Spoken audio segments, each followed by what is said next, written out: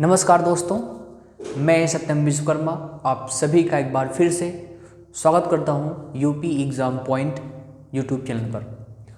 आशा करूंगा कि आप सभी लोग स्वस्थ होंगे और अपनी स्टडीज़ में, अपनी पढ़ाई में पूरी डेडिकेशन के साथ, पूरी ईमानदारी के साथ लगे होंगे। ठीक दोस्तों, क्योंकि आपके माता पिता, आपके पेरेंट्स आपकी सफलता का इंतज़ार कर रहे हैं। ठीक दोस्तों, तो कड़ी मेहनत कीजिए ताकि आप उनका सहारा बन सकें।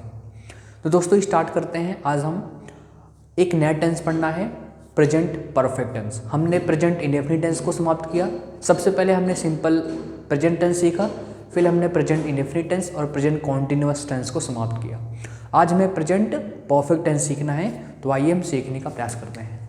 ठीक है, तो अपनी हेडिंग बनाएंगे प्रेजेंट परफेक्ट टेंस।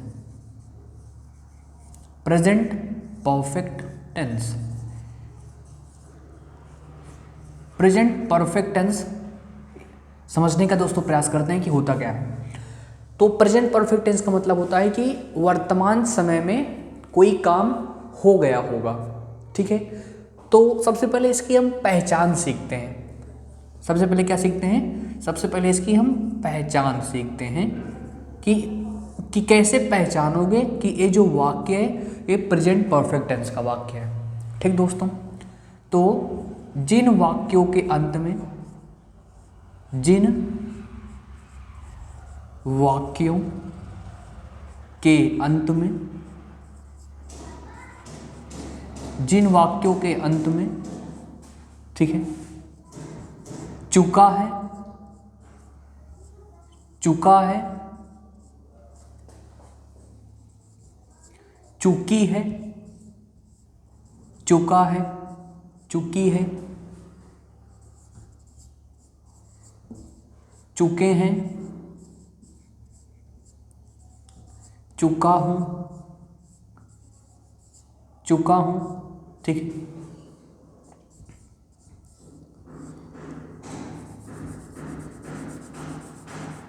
लिया है, लिया है, लिए हैं, लिए हैं, आदि शब्द आते हैं, आदि शब्द आते हैं, आदि शब्द आते हैं, जो जो वर्तमान समय में, जो वर्तमान समय में, जो वर्तमान समय में, जो वर्तमान समय में संपूर्ण क्रिया, संपूर्ण क्रिया या कार्य का बोध कराते हैं, का बोध कराते हैं, का बोध कराते हैं, का बोध कराते हैं। तो जिन वाक्यों के अंत में चुका है, चुकी है, चुके हैं, चुका हूं, लिया है, लिए हैं आदि शब्द आते हैं जो वर्तमान समय में संपूर्ण कार्य का बोध कराते हैं, संपूर्ण कार्य का बोध कराते हैं, वे वाक्य, वे वाक्य प्रेजेंट परफेक्ट टेंस के अंतर्गत आते हैं। प्रेजेंट परफेक्ट टेंस के अंतर्गत आते हैं, टेंस के अंतर्गत आते हैं, टेंस के अंतर्गत आते हैं। ठीक, बहुत दोस्तों ध्यान से समझने का प्रयास करना। सबसे पहले परिभाषा ये आपकी इम्पोर्टेंट है कि जिन वाक्यों के अंत में चुका है, चुकी है, चुके हैं। जैसे मैंने कहा कि मैं खाना खा चुका हूँ। ठीक है, मैं खाना खा चुका हूँ। उसने पत्र पढ़ लिया है, उसने पत्र पढ़ लिया है। तो ध्यान से देखोगे, लिया है, चुका है, चुकी है। ठीक है, फिर मैंने क्या लिखा है? जो वर्तमान समय में संपूर्ण क्रिया या कार्य का बोध कराते हैं। मतलब काम क्या हो जाता है, जो काम होता है, जो क्रिया होती है वो पूर्ण हो जाती है। जैसे मैंने कहा कि मैंने खाना खा लिया है या मैं खाना खा चुका हूँ, मतलब जो खाने की क्रिया है, जो खाना खाने का काम है वो कंप्लीट हो चुका है, वो पूरा हो चुका है, इसी का बोध कराते हैं। यही आपका क्या होते हैं, यही आपका प्रेजेंट परफेक्ट टेंस होते हैं। बात क्लियर? ये इसकी आइडेंटिफिकेशन होती है, ये इसकी पहचान होती है। बात समझ में आई दोस्त? तो अब समझते हैं। तो एग्जाम्पल मैंने बताया, जैसे वह खाना खा चुका है, मैं पुस्तक पढ़ चुका हूँ, ठीक है, उसने पत्र पढ़ लिया है। तो ये सभी अगर ध्यान से देखोगे तो अंत में क्या है, लिया है, लिए हैं, चुका है, चुकी हैं, ये सभी आपके प्रेजेंट परफेक्ट टेंस हो जाएंगे। अब हम बात करेंगे स्ट्रक्चर की। तो सबसे पहले हम बात करेंगे जो हमारा अफर्मेटिव सेंटेंस होता है। तो जो हमारा अफर्मेटिव सेंटेंस होता है, हम अफर्मेटिव सेंटेंस के स्ट्रक्चर की बात करते हैं। हम जो है वो अफर्मेटिव सेंटेंस के स्ट्रक्चर की बात करते हैं। तो सभी प्यारे ध्यान से देखिएगा। तो अफर्मेटिव सेंटेंस जो हमारा सकारात्मक वाक्य होता है, उसकी शुरुआत हम किससे करते हैं, सब्जेक्ट के साथ करते हैं, ठीक है। और सब्जेक्ट के बाद हम क्या लगाते हैं, हैज या हैव का यूज करते हैं। और इसके साथ किसका यूज करते हैं, वर्ब की थर्ड फॉर्म, क्रिया की तीसरी अवस्था का यूज करते हैं। और ऑब्जेक्ट वगैरह है तो लिखते हैं, नहीं तो नहीं लिखते हैं, ठीक है। तो सब्जेक्ट होगा, हैज या हैव होगा, और क्रिया की थर्ड फॉर्म होगी, ये हमारे लिए इंपॉर्टेंट होगा, ठीक। अब बात आएगी कब हैज लगाएंगे और कब हैव लगाएंगे। तो दोस्तों ध्यान रखना, अगर जो आपका सब्जेक्ट है वो सिंगुलर है, अगर जो आपका सब्जेक्ट है वो सिंगुलर है, सिंगुलर मतलब एक वचन है, एक वचन का कहने का मतलब क्या हुआ कि वो ही है मान लो, या सी है, या इट है, या कोई भी सिंगुलर सब्जेक्ट है, कोई भी सिंगुलर सब्जेक्ट है, मतलब ऐसा सब्जेक्ट जो संख्या एक का बोध कराए, कोई भी सिंगुलर सब्जेक्ट हो। सिंगुलर मतलब क्या होता है, एक होता है, तो उसके साथ हम क्या लगाएंगे, उसके साथ हम हैज का यूज करेंगे। और जो क्या होगा, जो प्लूरल होगा, जिसको हम बहुवचन बोलते हैं, अगर प्लूरल होगा, बहुवचन होगा, जिसमें आपका आई आ जाएगा, वी आ जाता है, यू आ जाता है, दे आ जाता है, आई वी यू दे, या कोई भी ऐसा सब्जेक्ट हो जो प्लूरल हो। प्लूरल का मतलब क्या होता है, संख्या में दो से अधिक, ठीक है, संख्या में दो से अधिक। अब दोस्तों ध्यान से समझने का प्रयास करना, इंग्लिश में क्या होता है, इंग्लिश लैंग्वेज में जो आपकी भाषा इंग्लिश है, उसमें कोई चीज़ अगर एक है तो सिंगुलर होती है, एक है तो सिंगुलर होती है, और अगर एक से ज़्यादा हुई तो क्या बन जाएगी, वो प्लूरल बन जाएगी। जैसे एक लड़का है तो सिंगुलर नाउन है, अगर दो लड़के हैं तो प्लूरल नाउन है। बात क्लियर? एक है तो सिंगुलर, अगर एक से अधिक हुआ मतलब दो हो गया या तीन हो गया तो क्या हो जाएगा, वो हमारा बहुवचन हो जाएगा, वो हमारा प्लूरल हो जाएगा माय डियर फ्रेंड्स, ठीक है। तो उसके साथ हम क्या यूज करेंगे, तो इसके साथ हम हैव का यूज करेंगे मेरे प्यारे दोस्तों। तो इसके साथ किसका यूज करेंगे, इसके साथ हम हैव का यूज करेंगे, ठीक है। इतनी बात समझ में आती है हमें। अब जैसे दोस्तों बात करते हैं इसके एग्जाम्पल की, तो सभी मेरे प्यारे इसको ध्यान से देखेंगे। जैसे मैंने कहा एग्जाम्पल आपके सामने है कि वह, ठीक है, वह खाना खा चुका है, वह खाना खा चुका है, वह खाना खा चुका है। चलिए बताएंगे क्या होगा, वह खाना खा चुका है। तो आप कहोगे सर, ठीक है, क्या कहोगे, लास्ट में सर चुका है, चुका है, चुका है, तो क्या हो जाएगा, आप कहोगे सर कि ये हमारा क्या हो जाएगा, ये हमारा प्रेजेंट परफेक्ट टेंस हो जाएगा सर। अंत में पूर्ण विराम है, मतलब एक साधारण वाक्य होगा, और इसमें कहीं भी कोई नकारात्मक शब्द नहीं है, मतलब आपका एक सकारात्मक वाक्य होगा। तो क्या हो जाएगा, ही, हमने क्या लिख दिया, सब्जेक्ट लिख दिया। अब सब्जेक्ट क्या है, ही के साथ क्या लगाते हैं, हैज लगाते हैं, तो ही हैज, ठीक है। क्रिया की तीसरी अवस्था थर्ड फॉर्म यूज करना है, और थर्ड वर्ब कौन सी है, फर्स्ट फॉर्म ईट मतलब खाना, तो ईट, एट और ईटन, ये फॉर्म ध्यान रखनी है, ये फर्स्ट फॉर्म होती है, ये सेकेंड फॉर्म होती है, और ये थर्ड फॉर्म होती है। तो he has eaten food, he has eaten food मतलब वह खाना खा चुका है। बिल्कुल सिंपल सी बात है दोस्तों, आगे ट्राई करेंगे। मैंने कहा कि हम स्टेशन पहुंच गए हैं, हम स्टेशन पहुंच चुके हैं, हम स्टेशन पहुंच चुके हैं या पहुंच गए हैं, दोनों का सेम अर्थ होगा ना। पहुंच चुके हैं मतलब क्रिया कंप्लीट हो चुकी है, ठीक है। तो हम स्टेशन पहुंच चुके हैं। चलिए, तो क्या होगा, हम के लिए क्या लिखोगे, वी लिखोगे।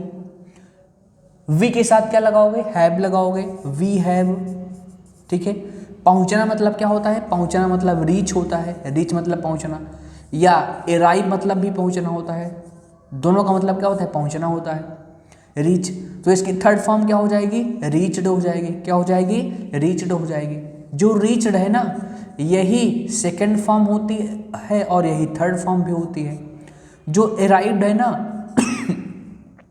सॉरी दोस्तों, यही सेकंड फॉर्म होती है और यही थर्ड फॉर्म होती है।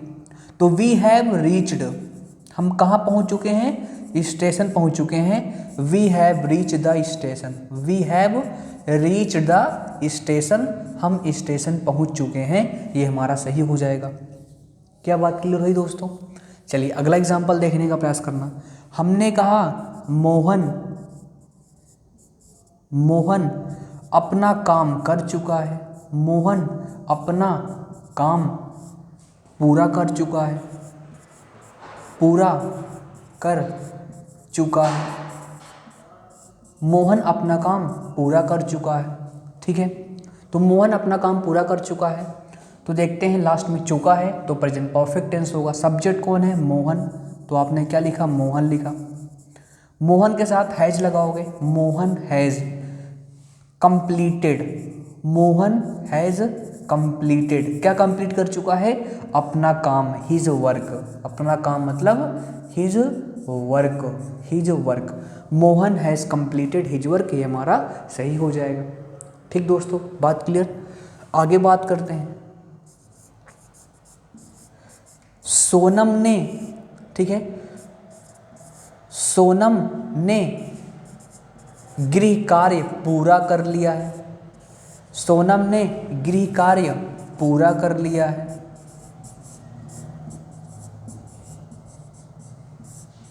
सोनम ने गृह कार्य पूरा कर लिया है, ठीक है, पूरा कर लिया है, ठीक है। तो देखो क्या है, लिया है आ गया है, तो प्रेजेंट परफेक्ट टेंस होगा। सब्जेक्ट क्या है, सोनम है। आप कहोगे जी सर सोनम, सोनम सिंगुलर है तो क्या लगाओगे, हैज लगाओगे, सोनम हैज, ठीक है। Completed, Sonam has completed homework, Sonam has completed homework, ये क्या हो जाएगा, ये हमारा सही हो जाएगा। सोनम हैज कंप्लीटेड होमवर्क, ये क्या हो जाएगा दोस्तों, ये हमारा सही हो जाएगा। बात समझ में आई, सिंपल सी बात है। अब दोस्तों ध्यान से समझने का प्रयास करना, ये हमारा अफर्मेटिव सेंटेंस है ना। अब अगर इसी को मुझे नेगेटिव बनाना है, चलिए मैं आपको यहीं बता दे रहा हूँ नेगेटिव सेंटेंस भी। अगर इसे नेगेटिव बनाना है, अगर मुझे क्या करना है, इसे नेगेटिव सेंटेंस दोस्तों बनाना है, नेगेटिव सेंटेंस बनाना है, तो नेगेटिव सेंटेंस के लिए हम क्या करते हैं, सिंपल सी बात है। तो नेगेटिव सेंटेंस का स्ट्रक्चर क्या होगा, यहीं पर देख लेते हैं कि आप सब्जेक्ट लिखोगे, सब्जेक्ट के बाद हैज़ या हैव लिखोगे, हैज़ या हैव लिखोगे, प्लस नॉट लगा दोगे और क्रिया की तीसरी अवस्था लगाओगे जिसको हम बोलते हैं थर्ड फॉर्म, और आगे अपना ऑब्जेक्ट वगैरह होगा तो लिखोगे, अदरवाइज नहीं लिखोगे, ठीक है। तो अंतर क्या है, आपने हैज़ हैव और थर्ड फॉर्म के बीच में क्या लगा दिया, नॉट लगा दिया, वो क्या बन जाएगा, वो आपका नेगेटिव सेंटेंस बन जाएगा, वो आपका नकारात्मक वाक्य बन जाएगा, ठीक है। जैसे अगर इसके एग्जाम्पल की बात करें तो जैसे मैंने कहा कि राम, ठीक है, राम पत्र नहीं लिख चुका है, नहीं लिख चुका है, या राम ने पत्र नहीं लिखा है, सबका वही मतलब होता है, राम पत्र नहीं लिख चुका है, तो इसका क्या हो जाएगा। तो ध्यान से देखोगे अंत में क्या है, चुका है, तो आपने देखा कहाँ है, चुका है, ठीक है, चुका है। तो चुका है मतलब क्या है, जो एक्शन आपका पूरा हो चुका है, कंप्लीट हो चुका है। देखो ना, जो आपका वर्तमान समय में क्रिया क्या हो चुकी है, क्रिया आपका पूरी हो चुकी है। तो सब्जेक्ट कौन है, सब्जेक्ट आपका राम है, तो आपने यहाँ पर क्या लिखा, राम लिखा। राम क्या होता है, राम एक नाम है और नाम आपका सिंगुलर होता है, इसके साथ हम क्या लगाएंगे, हैज लगाएंगे। राम हैज़, फिर देखो नॉट भी लगा है तो हैज के बाद क्या लगा देंगे, नॉट लगा देंगे, राम हैज़ नॉट। ठीक है, क्रिया की तीसरी अवस्था, क्रिया क्या हुई है, लिखने का एक्शन हुआ है, तो Ram has not written, Ram has not written patra, a letter, a letter क्या हो जाएगा, Ram has not written a letter, ये हमारा सही हो जाएगा। ठीक दोस्त, बात क्लियर। चलिए आगे प्रयास करते हैं दोस्तों। हमने कहा कि उसने, ठीक है, उसने खाना नहीं खाया है, उसने खाना नहीं खाया है,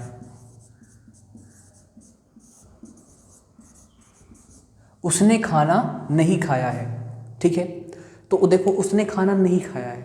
ठीक है, तो क्या हो जाएगा दोस्तों, देखो ध्यान से, सब्जेक्ट क्या है, उसने, उसने मतलब ही, ही। अब ही के साथ क्या लगाओगे आप, देखो ही सिंगुलर है तो इसके साथ आप हैज का यूज करोगे, तो ही हैज़, फिर किसका यूज करोगे, नॉट का, ही हैज़ नॉट, खाने का क्या हो जाएगा, ईटन हो जाएगा और फूड हो जाएगा यहाँ से। ठीक है, तो he has not eaten food, ये हमारा करेक्ट हो जाएगा, he has not eaten food, ये हमारा करेक्ट हो जाएगा। बात क्लियर दोस्तों। चलिए अगला एग्जाम्पल देखने का प्रयास करना। ठीक है, ठीक है, राधा,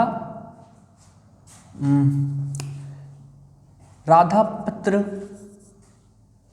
राधा पत्र, या इस प्रकार से लिखूं, राधा ने पुस्तक नहीं पढ़ी है, राधा ने पुस्तक नहीं पढ़ी है, राधा ने पुस्तक नहीं पढ़ी है, वही दोस्तों मतलब होता है। ठीक है, राधा ने पुस्तक नहीं पढ़ी है मतलब वर्तमान समय में काम नहीं हुआ है। ठीक है ना, राधा ने पुस्तक नहीं पढ़ी है या राधा के द्वारा पुस्तक नहीं पढ़ा गया है, सेम वही बात हो गई। ठीक है, तो क्या हो जाएगा, राधा, इसके लिए क्या लिखोगे आप, राधा। अब राधा के साथ क्या लगाओगे, हैज़ लगाओगे, क्योंकि राधा नाम है, सिंगुलर आएगा, Radha has not, Radha has not. ठीक है, पढ़ना क्या होता है, पढ़ना होता है आपका रीड, पढ़ना को क्या होता है, रीड होता है, और इसकी सेकेंड फॉर्म भी स्पेलिंग सेम होती है, स्पेलिंग सेम होती है, बट जो उच्चारण होता है चेंज होता है। इसको हम रीड पढ़ते हैं, इसको रेड रेड पढ़ लेते हैं। ठीक है, बाकी स्पेलिंग वही होती है। तो Radha has not red, Radha has not red a book, Radha has not red a book मतलब राधा ने पुस्तक नहीं पढ़ी है। ठीक है, ये हमारा हो जाएगा, Radha has not red a book. ठीक दोस्तों, क्या बात क्लियर हुई। ठीक, और आज का हमारा अंतिम सेंटेंस दोस्तों प्रयास करेंगे। ठीक है, हमने लिखा हम, ठीक है, हम प्रोजेक्ट, हम प्रोजेक्ट,